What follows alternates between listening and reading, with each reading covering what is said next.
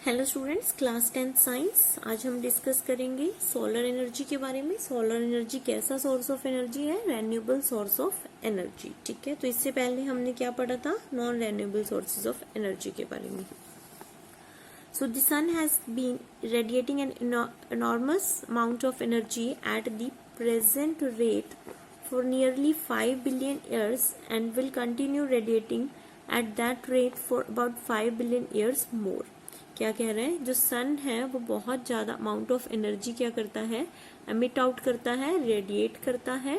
ठीक है, और वो पिछले 5 बिलियन ईयर से ये करता आ रहा है और इसी तरह से वो अपनी एनर्जी को रेडिएट करता रहेगा अगले और आने वाले 5 बिलियन ईयर्स तक। ठीक है, only A small part of the solar energy reaches the outer layer of the earth atmosphere.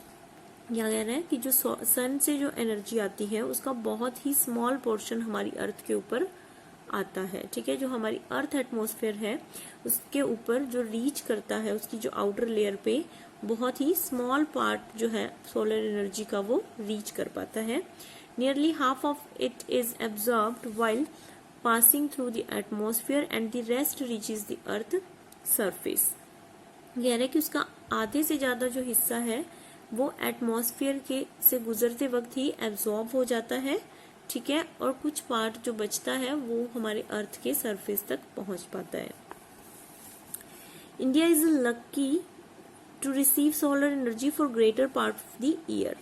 हमारा जो इंडिया है, इंडिया कंट्री के ऊपर सोलर एनर्जी जो है वो मैक्सिमम हम रिसीव कर पाते हैं। ठीक है, क्योंकि थ्रू आउट द ईयर जो सन है वो हमारे यहाँ पे मैक्सिमम रहता है। तो मौसम के हिसाब से ही होगा, तो हमारी गर्मियां सही टाइम पे पड़ती हैं तो उसी हिसाब से सोलर एनर्जी हमें मिल पाती है।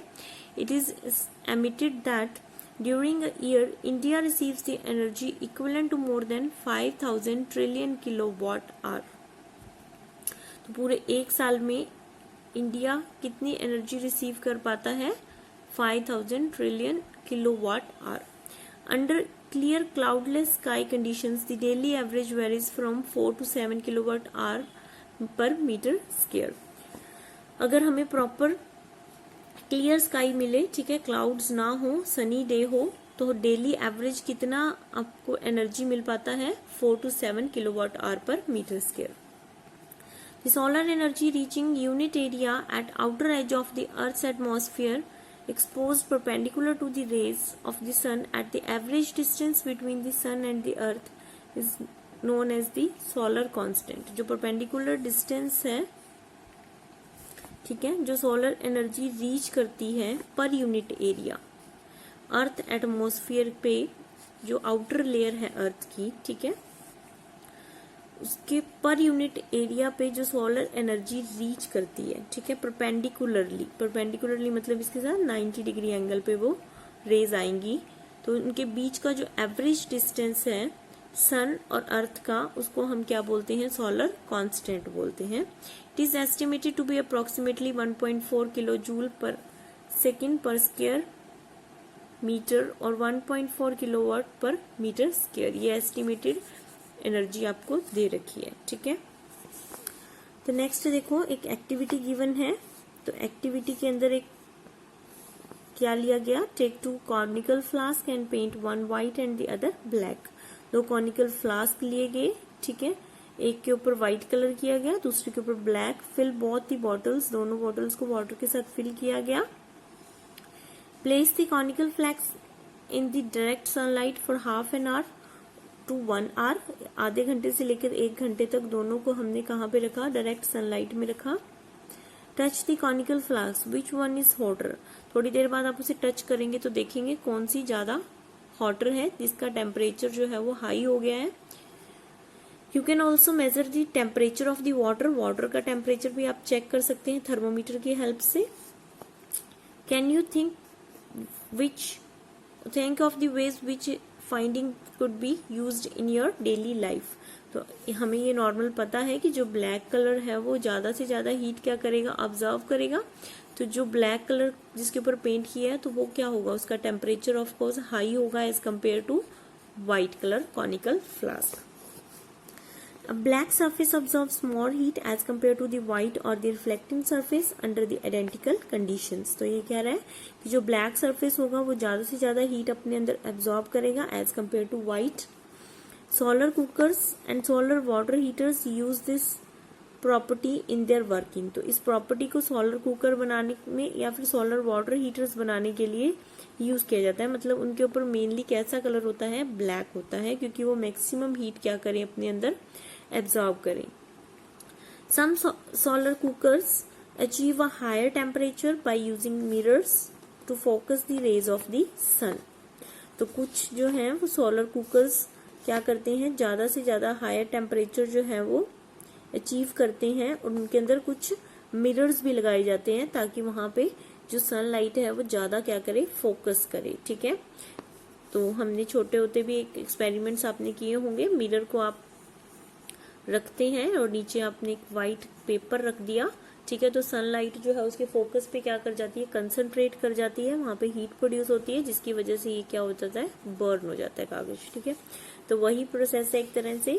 यहाँ पे क्या लगाए जाते हैं, मिरर्स लगाए जाते हैं ताकि मैक्सिमम हीट जो है वो वहां पे फोकस पे क्या करे, कंसंट्रेट करे, वो मैक्सिमम हाई टेम्परेचर अचीव कर पाए. So solar cookers are covered with glass plate. तो सोलर कुकर्स जो है उनको ग्लास प्लेट के साथ कवर कर दिया जाता है. Recall what we have learned about the green house effect. Does this explain why glass plate is used. इसके अंदर ग्रीन हाउस इफेक्ट जो गैसेस हैं, ग्रीन हाउस गैसेस, वो भी उनका भी कोई साइड इफेक्ट यहाँ पे नहीं होता है, कुछ भी रिलीज नहीं होता है इस तरह का. ठीक है, तो ये काफी इकोनॉमिकली और इन्वायरमेंटली फ्रेंडली है. ठीक है, तो सोलर एनर्जी जो है इन्वायरमेंटली क्या है, फ्रेंडली है. तो यहाँ पे देखो एक सोलर सेल पैनल लगा हुआ है, बहुत हाइट के ऊपर एक सोलर सेल पैनल लगा हुआ है जहाँ पे सनलाइट जो है वो डायरेक्टली क्या करती है, इसके ऊपर कंसंट्रेट होती है, हायर टेम्परेचर ही मैक्सिमम अचीव करता है. ठीक है, it is easy to see that these devices are useful only at certain times during the day. तो ये डिवाइसेज सिर्फ दिन के लिए ही काम कर पाएंगे क्योंकि सन जो है वो हमें ड्यूरिंग दी डे ही मिलता है. This limitation of using solar energy is overcome by using solar cells that convert solar energy into electrical energy.